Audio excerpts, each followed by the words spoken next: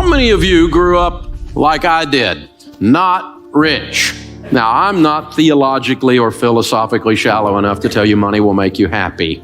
Money will not make you happy. You get more money, it will make you more of what you are right now. If you are miserable and you get money, you will be lots of miserable. If you're a jerk and you get money, big jerk. And it'll mess with your family too. So money is not going to solve your problems. It's going to make them bigger. It's also going to make your opportunities bigger. If you're a generous person, your generosity will go into overdrive. You'll be outrageously generous. And you get a lot of money, we'll call you a philanthropist.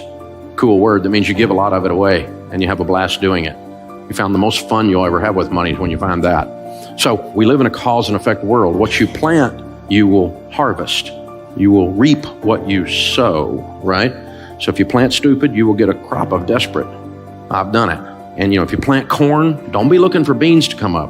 Don't be shocked by, because what you put into your life is what you're going to get out. So we found that there's 5 things that if you do these 5 things with money over a period of time, like 10 or 15 years, you will build a level of wealth 100% of the time. And now I said a level of wealth. I don't know what level because I can't predict car wrecks and cancer. I can't predict tragedy. And I don't know what your income will be. But if you're working and you do these 5 things, you will build a level of wealth 100% of the time. And this is not some prosperity thing, and it's not mystical or magical. When I cover these 5 things, they're all common sense. But common sense is so rare now, it's like having a superpower. So let's look at the 5. The first one is get on a budget. A written plan.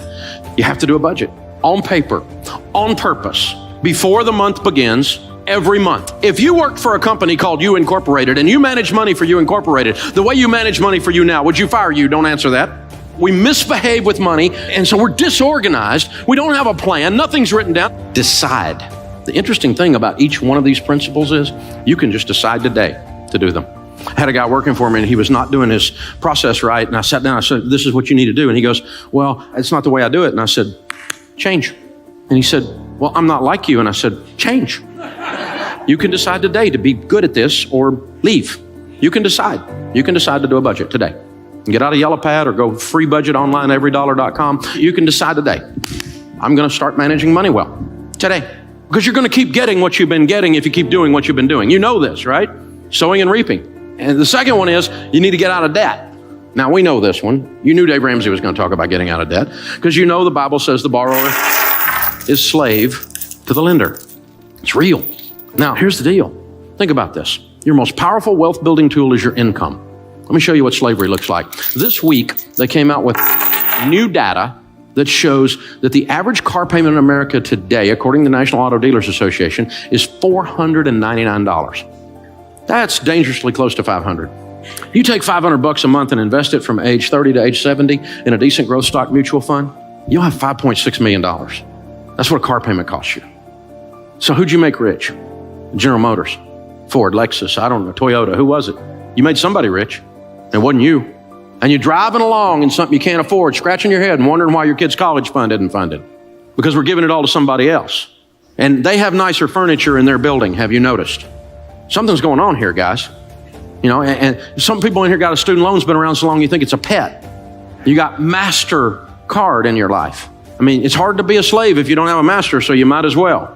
We've discovered bondage and American distress.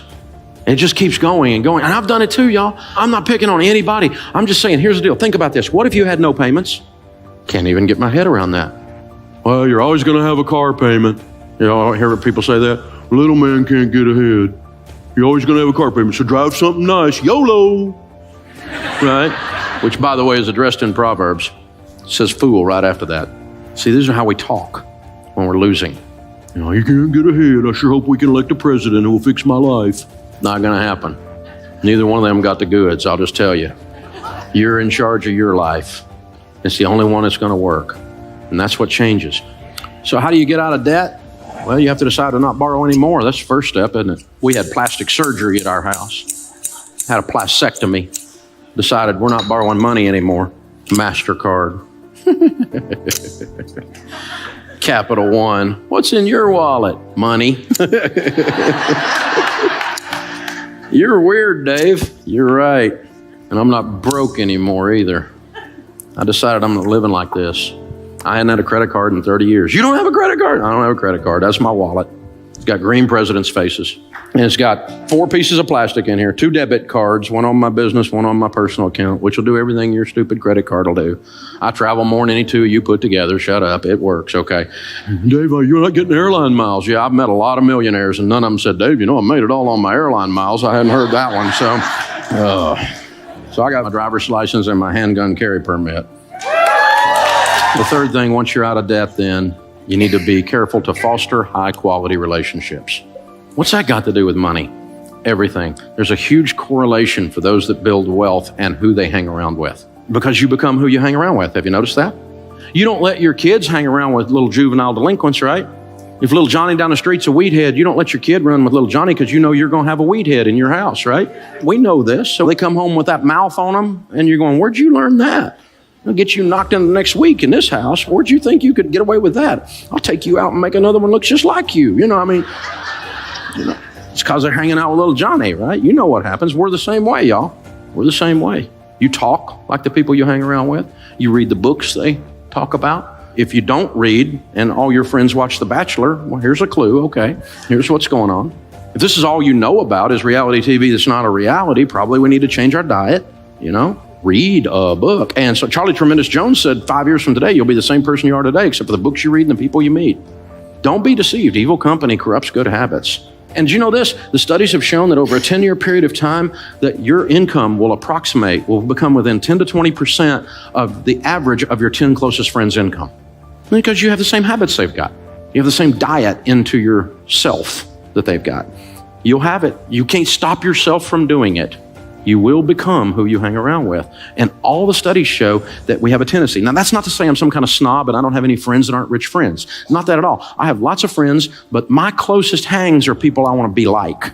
That's my closest ones. Now, I'll talk to anybody. But like when our daughters were growing up, they're grown and married to wonderful men now. But, they're in high school and they're wanting to go on a date. We didn't do missionary dating. You don't get to date little Johnny the weed head and lead him to Jesus. That's not going to work, okay? We're not doing this. Little Johnny could go to camp and get saved again. We'll work on this, right? And so, You come up to our house, pick up one of our daughters, honk your horn, you better be delivering a pizza, all right? So coming in, talking to the old man, I'll be cleaning my gun when you get home. You know the song, right? And so, this kind of thing. And I'm teaching them, Dad, all the boys in the youth group are scared of you. Good. Keeps away 2 things you don't want, baby doll. You don't want jerks and you don't want wusses. And if I can keep both those away, and then I can teach you how to keep them away, you can pick good. And guess what? They both picked good. They married studs, man. I got some son-in-law, unbelievable. Man, my sons-in-law are awesome. And it wasn't an accident. You see what I'm saying, y'all? You need to make these choices very, very carefully. The 4th thing is you need to save and invest. In the house of the wise are stores of choice food and oil. Wise people save money. That's what this means. And so it was used in the marketplace, like we use green presidents' faces, as a medium of exchange. If you had a carafe of oil, you were ready to do business. It was a sign of wealth. There were 2 classes of people, poor people and rich people. Most of the people were poor people. This is the Mediterranean. We're talking they ate hummus and olives, no meat. A little bit of bread, maybe a fish if they got some meat, but that was it. Rich people ate what we eat every day. Spices, good meat, Charleston food scene. You know what I'm saying, right? Cooking it up right. That's fine food. Stores of choice food and oil. Choice food and oil are symbols of wealth. So let's read that again. In the house of the wise are stores of money. By the way, the rest of that one says, and a foolish man devours all he has. If you spend everything you make, the Bible just called you a fool again. I've been a fool. Call me a fool too. And I decided to change. Wise people save money. Why? Well, to start with, we save for an emergency, right? Grandma said it. She said save for a rainy day. It's going to rain. You're going to have a car wreck. You're going to lose your job. Something's going to happen. You're going to need some money. Dave, you need to be positive. I'm positive. It's going to rain. Something's going to come up. This one I don't understand. Unexpected pregnancy. Say what? Okay. But people come up with all kinds of things that are emergencies, right? Something's going to happen. And then you need to save and invest so you retire with dignity. I'm going to spend everything I make and hope the government, which is well known for its ability to handle money, will take care of me. Dumb idea. I'm not even sure some of them have opposable thumbs up there. You know what I'm saying? It's just ridiculous.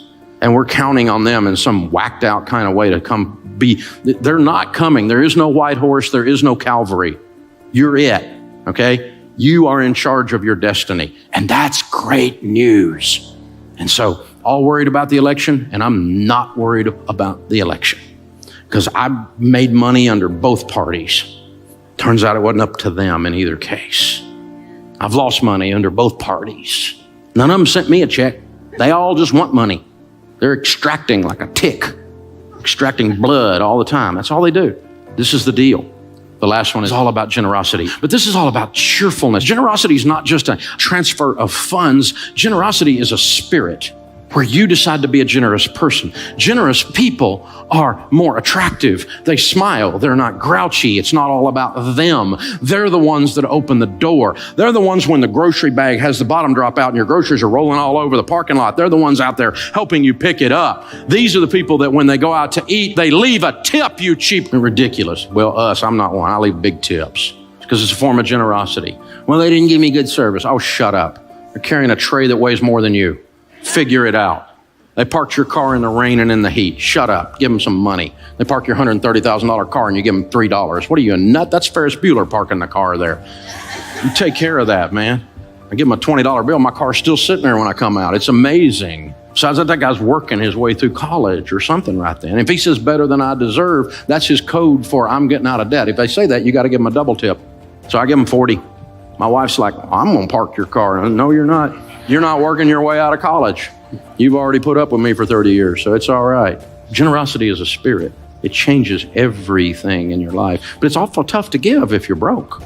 If you're in debt and you hadn't saved any money and you don't have a plan and you're not hanging out with other people who are givers. And so change. You get to decide today. It'll change your life. It'll change your family tree. You will change everyone with your last name that follows you if you do these things. It's that powerful. It's unbelievable. The sorrows are deeper and the joys are higher. It changes everything. And when you move this money piece around, it gives you the tools to be that in the marketplace and to be that for your family and to get this monkey off your back and to get that elephant out of the room.